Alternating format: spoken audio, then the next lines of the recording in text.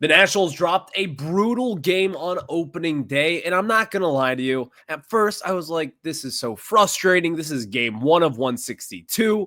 Oh my God, hit the panic button. But then again, it's opening day. There are some good things to discuss, including Mackenzie Gore in establishing himself as your ace.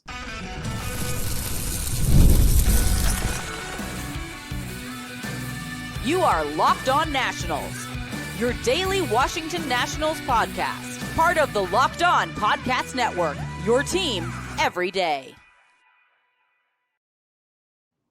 And thank you all for making Locked On Nationals your first listen every single day, as we are free and available wherever you get your podcasts. And of course, I'm your host, Ryan Clary. You can catch me over on Twitter at RyanClary11 and as well as our show page at LO_Nationals. For all your latest Nationals news and notes, make sure to check us out over on Twitter. And of course, look up Locked On Nationals wherever you get your podcast, whether it's on Apple, Spotify, and of course, the video version over on YouTube. Just look up Locked On Nationals, and that is where you'll find your daily coverage of the Washington Nationals. A little bit later on in today's show, we've got a Phillies-Nats weekend preview for you and Jake Irvin on the bump on tomorrow's start against those pesky Philadelphia Phillies teams. We'll discuss that a little bit later on in today's program. But in the second segment, Davey constructed a weird lineup.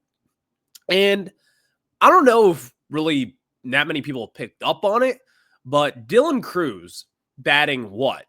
8th in last night's game? I thought that was a little weird. And I think we'll kind of get into that and some of the decisions that went into yesterday's ball game in which the Nationals lost in extra innings.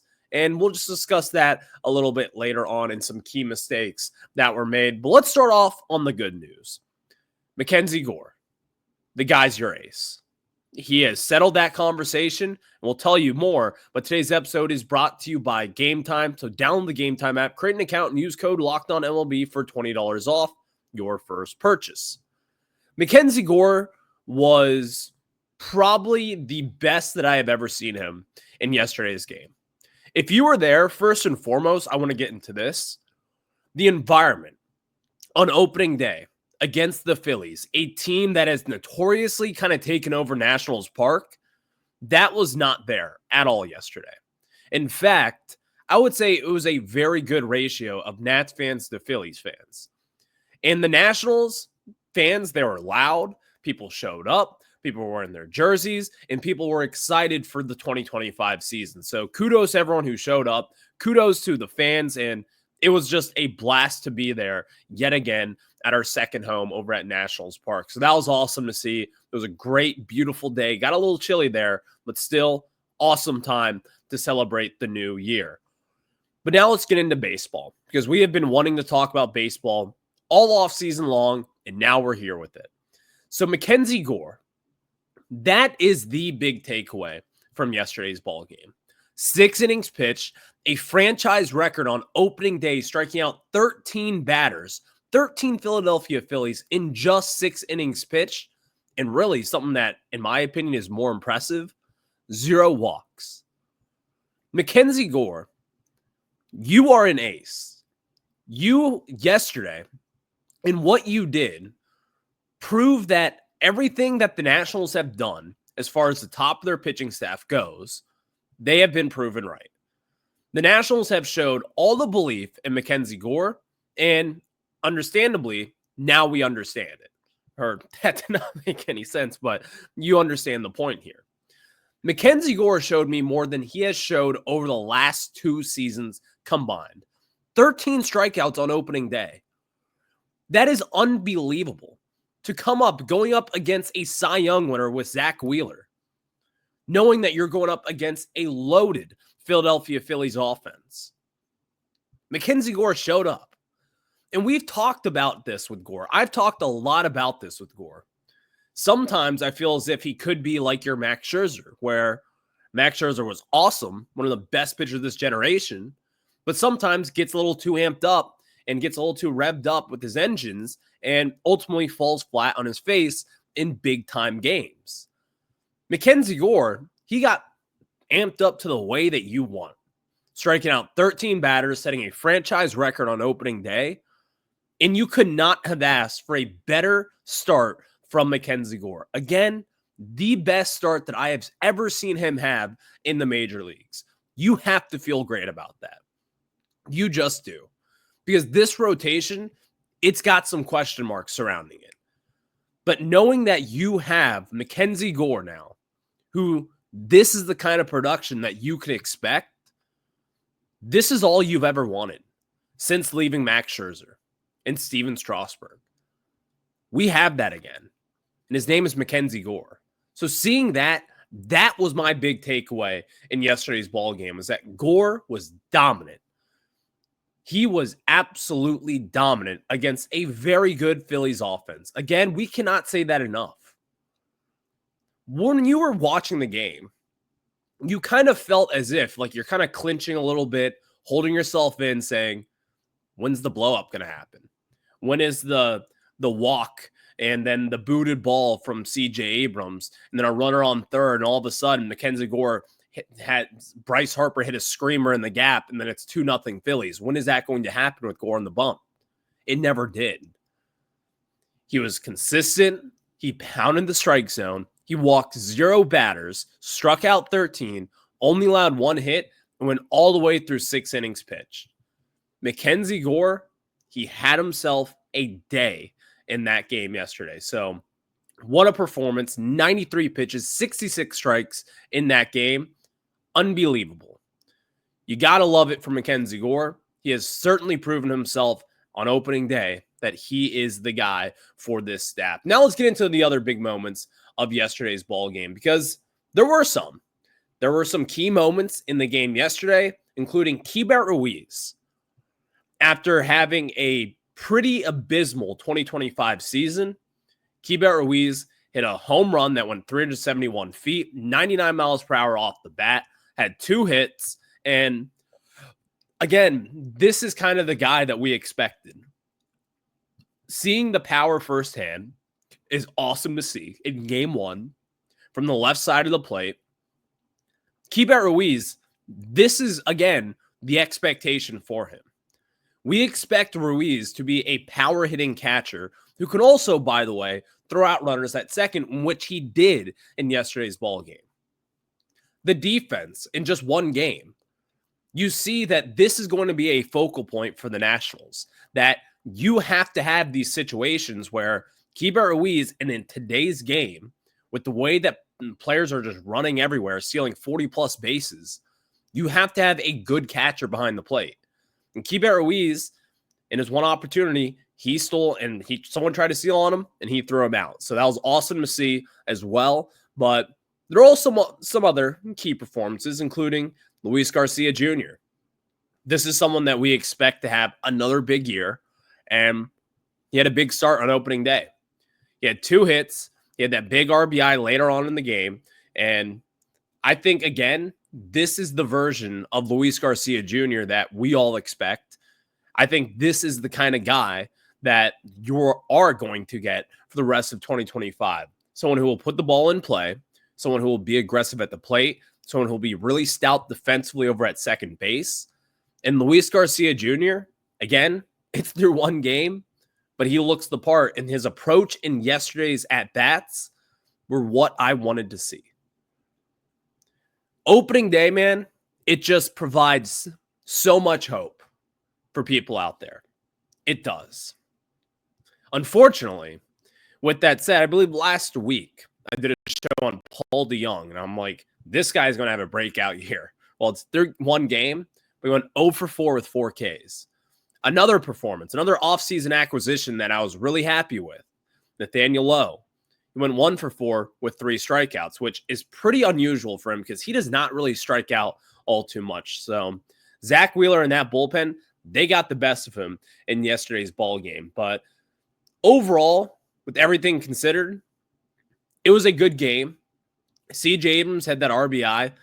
You have James Wood, 0 for 3 with the walk in there, and another strikeout. The offense was a tad bit concerning, only 5 hits on the day overall. It was pretty slow. You're going up against a very good pitcher with Zach Wheeler, and also a pretty rocky bullpen with the Phillies, but they had all their good guys going Alvarado came in, and he is just our Achilles heel. He has always been that way for the Nats, so good luck going up against him. He's one of the nastiest pitchers in all of baseball coming out of the bullpen. But how good does it feel to talk about some Nationals baseball again? I'm still getting the swing of things. It's game one. There's 161 left of these. Do not take it for granted because the season will go by like that. So I do want to talk about this, though. As soon as I saw the opening day lineup yesterday, were you not like kind of scratching your head and being like, what is going on? You have Dylan Cruz batting 8th. You have all your lineup stacked up at the top. You have Keibert Ruiz kind of in the middle there. You have Nathaniel Lowe and Josh Bell batting back-to-back.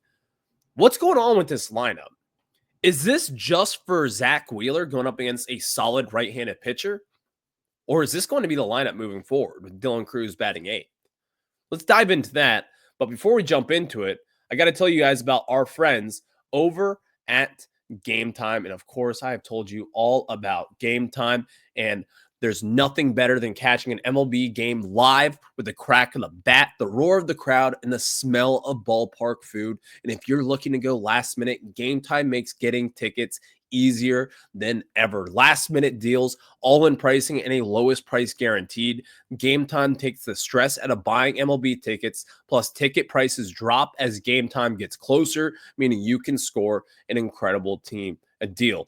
Gametime is also the official ticketing partner of Locked On, and as the other Nationals regular season's game is coming, I can count on them to help grab tickets that meet my needs. Like, for instance, tomorrow, 4:05 game, I'm going to be going there with some buddies. We're going to grab some tickets, last minute deals while we're at the bullpen, and we'll have tickets right then and there. I'll get the good deals. I'll be able to get the good seats and also be able to see the view from my seat on my phone. So I love that I can preview my exact seat before purchasing with no bad surprises when I get to the stadium. So take the guesswork out of buying tickets with Gametime. Download the Gametime app, create an account, and use code LOCKEDONMLB for $20 off your first purchase. Terms apply. Again, create an account and redeem code LOCKEDONMLB for $20 off. Download Gametime today. Last minute tickets, lowest price guaranteed. Now let's jump back into it with the Nationals dropping opening day game one, the score of 7-3 in extra innings. But there are some interesting decisions that I think Davey Martinez made that we'll discuss, because I don't think this would be a talking point if it weren't for the past that we know with Davey. But I do want to talk about the opening day lineup, because I've always felt that Davey Martinez in years past has kind of put the best lineups out there that is really not surprising. Maybe you weren't surprised with the lineup yesterday, but I was. Leading off with Abrams, second batting Wood, that makes sense. You have Luis Garcia Jr., checks out. Josh Bell, Nathaniel Lowe, Paul DeYoung, Keibert Ruiz, Dylan Cruz, and Jacob Young. I want to know what went into this lineup yesterday. Why don't you kind of break up the lefties here?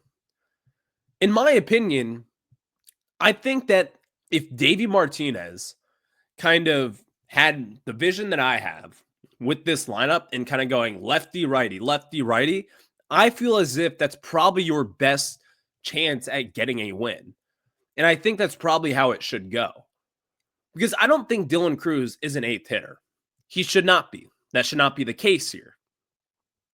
But I think with Davey Martinez, in the way that he was kind of projecting yesterday, he wanted to stack the left-handed pitchers going up against Zach Wheeler, who has not done very well against left-handed pitching or left-handed hitting.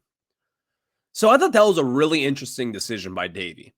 Because number one, I love Davey. I think Davey's a lot better than people say. He does have some head-scratching decisions, but I still think that he is an above-average major league manager. So with that out of the way, this was a weird lineup because he has not really been the one to be thinking analytically and creating a lineup that is based on analytics. And that is what yesterday was. Again, your top 7 guys were basically all lefties. And if you want to throw that out there and say, well, that's the way that it should be, then sure, that's the way that it should be. Because again, I like analytics. I think that it's your friend. You should be thinking with an analytical approach. But the way to put guys in the best scenario possible overall to win, like Dylan Cruz, you should not have Dylan Cruz batting up ahead of Jacob Young in any situation, in my opinion. Because again, Jacob Young, while he is great defensively, he is not someone that really provides protection for anyone. And I think Dylan Cruz, at this point in his career, he needs protection. He needs protection. He needs to be in between James Wood and Luis Garcia Jr., or vet guys like Josh Bell, Nathaniel Lowe, CJ Abrams. He needs to be up at the top of the lineup so people and pitchers do not attack him the way that they did in yesterday's game. Now, the good thing with Dylan Cruz is that he is a professional hitter. But also the downside of it, he has struggled a little bit. You can say that. It's okay. Dylan Cruz, while he's still very good, he's still a top prospect in baseball. Dylan Cruz struggled in AAA last year. It was not his best performance. And once he got up to the bigs, while he did have some really good moments, at the plate, he wasn't himself. You need to protect Dylan Cruz. Major league pitchers know about the damage that this guy can do. And if you protect him in between James Wood, in between CJ or Luis Garcia, they're at the top of the lineup, then I think you'll be able to get the best version of Dylan Cruz. Now, maybe the Nationals just went with this yesterday. Maybe they think by stacking the left-handed hitters and throwing in Paul DeJong kind of in the middle there with a switch hitter like Keibert Ruiz and a switch hitter like Josh Bell, that it gives the Nationals the best chance to win. Maybe that's the case. But also, you're not protecting Dylan Cruz, one of your top prospects, someone who is key to this team today moving forward. That was a huge issue for me.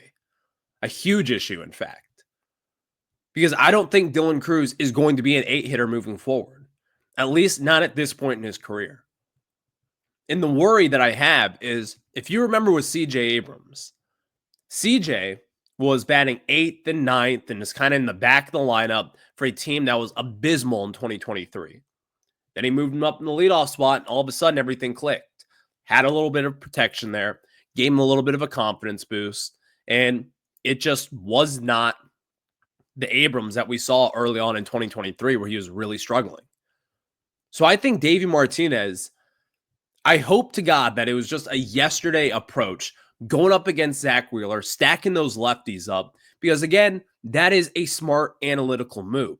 But then you also have to kind of have that in the game mindset, meaning Dylan Cruz, give him that confidence boost, have him up in the top of the lineup, have him up in there and give him protection. Because again, while Keibert Ruiz provides a little bit of protection as a veteran hitter ahead of him, and then you have Jacob Young behind him, that's not the same as CJ Abrams and James Wood, or James Wood and Luis Garcia, or Garcia and Josh Bell and Nathaniel Lowe. It's just not the same. And yes, that does matter to provide a little protection for some of your young, promising prospects. So that was one thing that really bothered me of yesterday's game. But overall, it was a good game. The Nationals did well. I'd like to see the offense explode a little bit more. But now, let's talk about some mistakes. Last but not least, with Dylan Cruz, the ball in the right field. Extra innings, runners on. That allowed 2 runs. It was scored as a double. But in all seriousness, Dylan Cruz should have caught that baseball. I'm sure the wind was really kind of tailing out there in the right field. It was a windy, gusty day, kind of a weird sunspot for him also. So you give him the benefit of the doubt. But I got to have you catch that ball, man. I know it was less than a 20% catch on Baseball Savant, so it was a tough catch to be had to begin with. But we've been talking about your defense all spring, man. I think Dylan Cruz would be the first one to say that he should have caught that baseball. And the game would have been different. Because the Nationals ended up losing 7-3, and it's not because of Dylan Cruz, obviously, the bullpen and the bullpen situations that Davey put them in. were pretty poor, but you got to catch that ball, Dylan. So as we were saying with the bullpen decisions, though, I do want to talk about this real quick, too. Leaving Ferrer out there. I mean, Davey Martinez, it's almost as if he put a target on my back to be like, we're going to make Ryan look like an idiot. Because all I've talked about all offseason is how great Jose Ferrer is, how he's going to be your stud closer, and I still believe in that. But you leave him out there to dry for just too long. And again, it's just not the way that I envision this season going with Ferrer. He should not be out there throwing 30 pitches every single day. Like, I know you have an off day today, and you're likely going to use them again on Saturday, especially against a lineup loaded with lefties with the Philadelphia Phillies, like Bryce Harper. You've got Brandon Marsh in there. You've got Kyle Schwarber, who hit a shore bomb in yesterday's ball game, 383 feet into right field there, right center field, rather. Like, I get it, but you cannot leave some of your young guys out there. And I know that this is like a learning experience and it's just one game.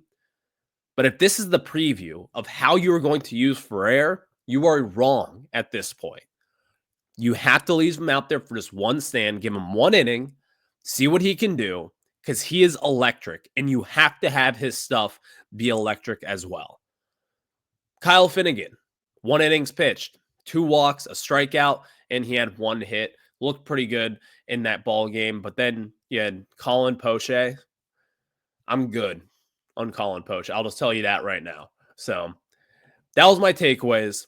Davey Martinez, you got to construct the lineup a little bit better. I'm interested to see what they do going up in Saturday's ball game against Jesus Luzardo. Do we see something similar? Do you still see Dylan Cruz batting 8th? Do you still see Dylan Cruz in that 8th hole? I guess we'll just have to see how Davey does that. But was not thrilled with that lineup and was not thrilled with the way that he used Jose Ferrer in the back end of the bullpen. He is a 1-inning cat at this point until he proves otherwise. He is still a young, very promising pitcher.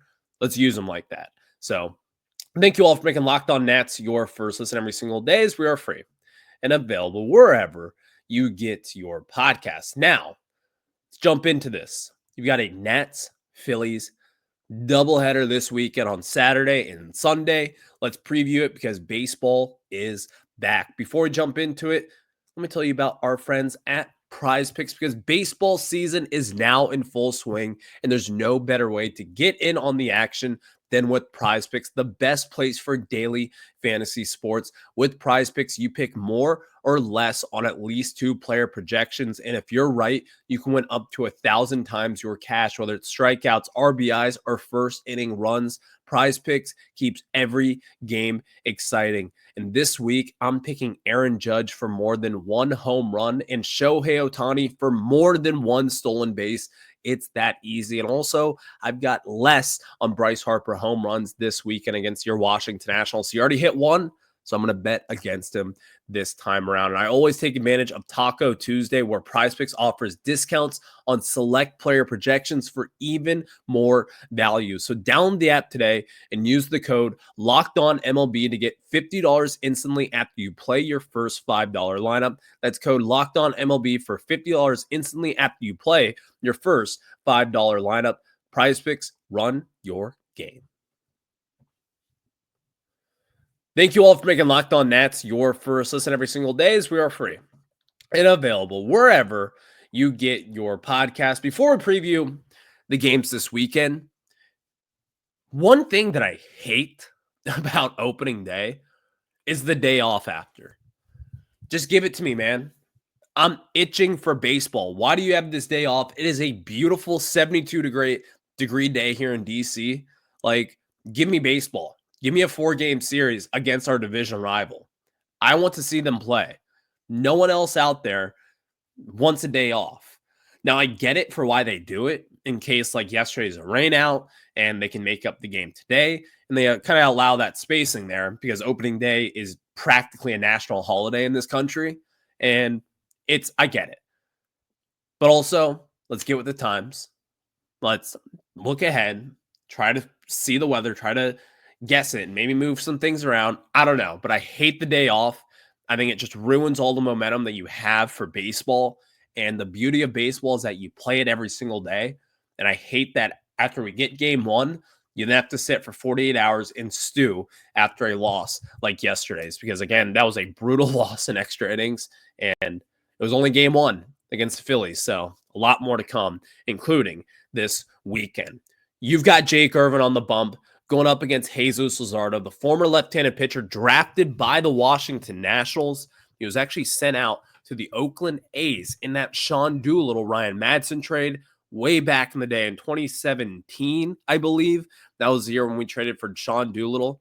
And Luzardo was traded to the Phillies this past offseason, kind of struggled this past year in 2024 with the Marlins, but they have him right now as their number 2 guy going up against this Nats team. Luzardo is a real problem. Like, this guy has got really good stuff. You have seen it. He has been at times a legit number 2 starting pitcher in a big league rotation like the Marlins, which was filled with just talent. Yuri Perez, you have Sandy Alcantara. I mean, the Marlins have great pitching up and down that roster. So now you see it here. Jake Irvin going up against Jesus Luzardo, Mr. Consistent, as some people have called him. Jake Irvin, if he can replicate what he did in the first half and then carry it on all the way through the second half, he's going to establish himself as that number 2 starter in this rotation. So Jake Irvin's got a big game for us. I think the Nationals are going to have to get back on track. It's going to be 85 degrees at 4:05 first pitch tomorrow for Saturday's ball game. Unbelievable change of events of weather in DC. Yesterday was like 53 degrees, cold, chilly. And then on Saturday, you're going to get sunny weather in 85 degrees at Nationals Park. Unbelievable. So keep your eye out for that. Jake Irvin has notoriously been a big sweater in his ball games, and he's even had to change out his jerseys at times. So let's kind of make a little bet here. I bet you he changes out his jersey at one point in tomorrow's game, because 85 degrees, it'll probably be a little humid in DC. It's going to be cool, but we'll see what happens. Sunday's game, Aaron Nola, someone who has notoriously killed the Nats in his career, against Mitchell Parker. Now, again, Mitchell Parker is your 5 starter at this point, but I think Davey, in the way that he envisions the way that this Phillies team is, you want to get left-handed pitching against them, going up against Bryce Harper, going up against Kyle Schwarber, and going up against the rest of their lefties in that lineup. So I think this is a smart move, but you guys know how I felt overall. I'm a DJ Hers guy. Unfortunately, with DJ Hers at this point, it's looking as if it's not too great as far as right now. We don't really know where he stands. We've heard that he's got a sprained UCL. Some reports are floating out there. He's going to be on the IL for basically a good chunk of the first half of the season. Who knows what his future is with Tommy John? We don't know at this point. So hopefully DJ Hers does well. I did want to mention that real quick. But Mitchell Parker, building off a really good year one with the Nationals, he's got an opportunity again this Sunday to really kind of prove himself, because he did look good down the stretch. And I was at one of the games against the New York Mets, and Mitchell Parker looked really good. Like, when his stuff is on, he's great. So I'm interested to see how Mitchell Parker does against, again, a good Phillies lineup. But you've got baseball back in DC. The Nationals dropped game 1 in extra innings. I'm feeling pretty good about at least taking one of these next 2, starting the season 1 and 2. Then you move on to Toronto for a pretty good series there up with the Blue Jays in that dome, the Rogers Center. It's an awesome stadium. So I can't wait for what this season has to provide. And today was just game 1. So I will catch you guys on the flip side. Enjoy the weekend. Watch some baseball. Go Nats.